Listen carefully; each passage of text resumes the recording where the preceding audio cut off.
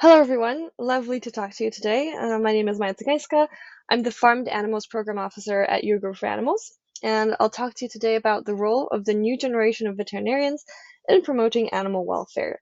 So, a subject I'm super passionate about, and I hope I'll interest you in it a little bit. So, a little bit about my background. I'm a veterinarian. I graduated in 2020, and I was already interested in animal welfare a lot during my studies.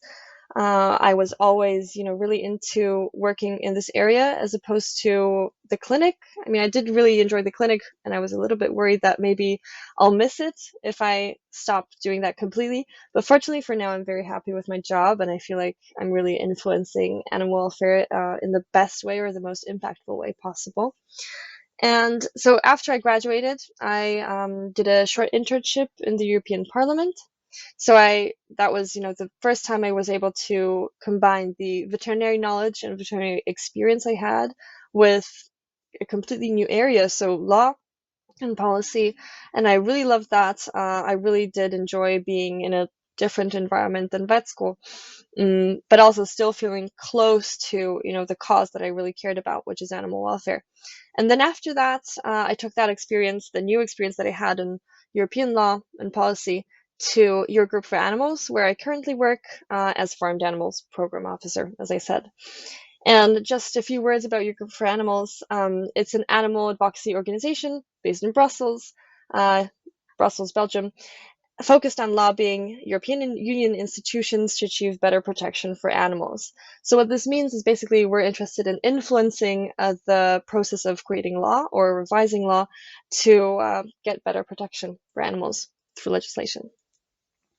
And in the sections of today's presentation, I'll talk a little bit about the new generation and the way we have new approaches to different things.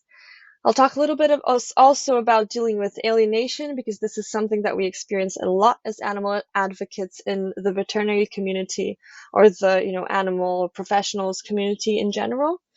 I'll also touch upon one welfare, the concept of one welfare, and also I'll really talk about being able to be an animal advocate on every possible level. I think this is super important for people not to forget. And also talk, I'll kind of finish off with saying just a few words on making it count. So let's go. Okay, so regarding the work style, so now I'm talking about this new generation. So I'm talking about millennials and Gen Zs, so the people who are either about to enter the job market or are just, super fresh on the job market, as myself, or are a couple years in, but still pretty fresh in the game. So according to statistics and research in general, we have a shift towards working a little bit less, but more meaningfully. And that doesn't mean that we're lazy, absolutely not. But that means that we'd like to make our job, our work actually count. We don't like to waste our time. We like to make it meaningful, basically. And that leads me to my second point, which is that for us, values are very important in our work life. And we really do like to feel that we're making a difference. And in terms of the attitudes and the switch, not switch, but maybe a shift in attitudes compared to before. There, in the veterinary community, this is a reflection of society in general. And in society, we have all kinds of changes that are driven right now. And so we have, they're also driven by consumer choices and policy. But what I want to say is it's reflected in surveys that are conducted in different countries or different continents. And so, for example, in Europe, we have a very useful survey called the Eurobarometer. And in 2019, it found, they were looking into European citizens' attitudes towards animal welfare, and they discovered that 94% of Europeans care about farmed animals and think that they should have protection in general. And it's very similar in Brazil. Again, 9 out of 10 Brazilians were found in, I don't remember the year right now. It was 2022, actually, this year in January. So over 90% of Brazilians aged over 16 believe that farmed animals should be protected, or they care for farmed animals in general. So I think, this is something, these sentiments, they're seen everywhere. And this was not the case, before. So I think it's such an important time to really, jump onto these attitudes, use them as much as possible to influence policymakers, to really create change for animals. And then we also have changes in the corporate sphere. So we have the ECC commitments, the ECC or the BCC regarding, the area means the European chicken commitment or the better chicken commitment.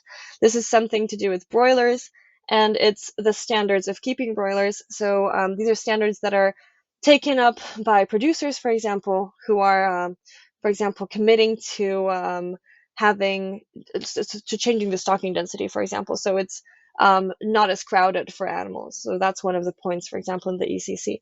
And these are some things that we see, these changes that we see everywhere, from Europe to New Zealand to the Americas, everywhere. We also see a huge transition in, to cage-free farming regarding laying hens, for example. We have a huge initiative that actually takes into account all farmed animals in the European Union. The European Commission declared that by 2030, the animals farmed in Europe are supposed to be farmed outside of cages after 2030. So till 2030, there has to be a transition that happens. This is an absolutely groundbreaking moment for animals, which is why it's so exciting to work in animal welfare right now, because this is also a change that will influence the whole world. Of course, I'm talking a lot about the European Union because this is something that I focus on in my work, but this is really something that will influence the whole world because Europe is such a big market, because of all kinds of trade agreements. This is something that will be seen everywhere, which is so exciting. And we also have investments in plant-based alternatives. We have moves from, so for example, there are, huge meat producers that are already investing in plant-based alternatives, shifting a little bit of their production that way. So yeah, it's a great time for animals. And then we also have a change in demographics. So this is something I'm already focusing on the veterinary community. We have more women than ever entering vet schools, more women than ever in veterinary medicine in general in practice. And, because women are socialized to be caregivers, they're socialized to be more empathetic and caring creatures in general, we see that reflected in the veterinary community and the way that we interact with patients. And I think this is a great thing, but not everyone. And just a little, story about this. I think it was my second year or third year of vet school. I had a short exchange with an older veterinarian who I remember. Well, first he was, talking. He was not very happy about so many women entering veterinary medicine, and he was, kind of complaining that, we're going to become a soft kind of community, that we're not tough enough, that we should be tough with all these animals, that we shouldn't be cuddling, our animals, our patients. And I remember very clearly when he said that for him, a drop of human blood it has more worth than the life of any animal. And I thought, wow, I am excited that the veterinary community is becoming more feminized. And I'm excited that the veterinary community has more and more animal advocates that are not afraid to speak up, because animals really need us, if you keep in mind that some of our older colleagues think that way. So I think it's great that more and more of us, believe in animal welfare, believe that animals should be taken care of, and that they do have intricate worth, or intrinsic worth. So yeah, just a cute little story to remind you that it is always important to speak up, because you never know, who's sitting next to you. And then also another point, less veterinarians are interested in farm animal practice. That's also due to the change in demographic. And that's just a statistic, but, because there was research on the empathy levels of people who are interested, or of vet students interested in farm animal practice and companion animal practice. And from these statistics, we know that, for example, people who were interested in farm animals practice had lower levels of empathy. This is also why, in general, we see higher levels of empathy within the veterinary community, because we have less people interested in farm animal practice, which, again, it is a shame, because farm animals really, they absolutely should get the best care possible. So I'd love to see more veterinarians coming into farm animal practice, but with a high level of empathy and with a high feeling of responsibility of being animal advocates.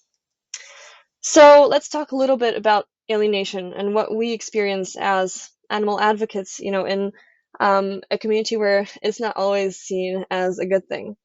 So we have, the silent curriculum. So I kind of pasted in here the definition. It's a set of influences that function at the level of organization structure and culture, buffeted by external forces and internal integration. What this means in, shorter and more simple words, is basically the silent curriculum is everything that you don't have in a book, in your vet book, but it's everything that happens around you in vet school. So it's the way that your teachers interact with you, the staff in general. It's the way that the institution is structured. And this can be, very draining, because if you feel like everyone around you is treating animals differently from you or see them differently, for example, in a more, they objectify them more, for example, that might be really tough for you because you're there feeling, hey, something is wrong, but no one else sees this, or no one else understands, or, they ridicule me for this. So it might be very tough, and I know what you're feeling. There's also peer pressure. Your peers, I mean, of course, that's also kind of part of, the whole environment, but it is very difficult to be othered and be that one that's very sensitive. Um, so I feel you again. And in this case, I think it's important to find your community or create it by yourself, because if it's not there, it's definitely there. But, all of us are feeling, that we don't want to speak up, for example, because what if someone, just like starts bullying us, for example? But it's important to find these other people because, the more of us kind of get together, the stronger we are and the more resilient we are. So it's important to remember that. And then there's also compassion fatigue that leads to burnout, or is just in general, a very hard thing to experience. Compassion fatigue is something that you experience because you're so sensitive to the pain and suffering of animals and you see it all the time. And it just, at some point, it makes you feel numb. And you either feel less feelings or you just, for example, leave, the profession because you just can't take it anymore. And I think it's very sad that we lose animal advocates that way. So it's important to really take care of your mental health and mental well-being, and make sure that you don't start being burnt out, basically, because of that. And now I'd like to talk a little bit about one welfare and how it's important for us to be advisors and really, take on the role of explaining, the dots. And of course, we don't have to go through the definitions, but it's important for us to be there to advise and to say, hey, it's not just, for example, the stocking density, it's all connected. So you have animal welfare, you have human well-being, and environmental conservation. So a great way to kind of explain that is, if you have, for example, an industrial farm of broiler chickens, of course you're going to have animal welfare problems. It's impossible to eliminate them in, such a farming structure. But you're also going to have problems with human well-being because the workers working there will be constantly affected by the level of ammonia, for example. There's probably going to be some issues with the treating of workers because, they're always underpaid. The workforce is always is pretty much exploited in these environments. And then you have environmental conservation. The area around industrial farms is always going to be more contaminated than the area that is not, in the vicinity of these farms. So you have all kinds of these things, AMR, for example, as well. And so it's all connected. And I think it's important for us to be, the advisors that explain that to lay people. Um, so it's important for us not only to safeguard the individual animal. For example, if you see that it's mistreated in your, for example, an examination room, it's always important to jump in and explain, not be judgmental, but explain, because that's what helps, but also educate. So not only react, but also do, the groundwork before. And then I'd like to move on to, the fact that animal advocacy is really possible on every level. So it doesn't really matter whether you work, in a small rural community or whether you work in a flashy office in Washington, D.C. You can really influence everywhere you are. So whether you're local, as I already said before, you can advise, your local community. You're really there in terms of, and they will be looking up to you because you have the knowledge. So really tap into your role there. Don't be just, the doctor who only, treats let's say, diseases. You also treat the whole animal holistically. So you're really there to safeguard the welfare as well. Then on the regional level, if you're interested in, for example, helping out like structures in your country, that's what I mean by regional level. And you can really influence animal welfare greatly on that, just nationally. But you can also go international, why not? And have impact on whole countries, on international, for example, even, right now, because of the international trade and international policies in general, there's a whole lot to do in terms of international animal welfare policies. It's all connected. And these are some great examples of people that I really look up to. So this is Dr. Taranga. She is from Sri Lanka, and she is like the example of regional level. So she is very passionate about lab animal welfare, and she influences the Sri Lankan kind of attitudes towards lab animals. So she has a lot of different, very interesting initiatives that she does. If you're interested, please Google her, and you can see there is a short video of her. She won the Global Animal Welfare Awards in 2020. And there's an interesting video of her talking about her work. So I do encourage you to see that. And there's also Dr. Ellen Allen, who's my colleague from work. And she's a senior veterinary advisor. She uses her vast animal welfare knowledge to influence European institutions and to achieve better legislation for animals.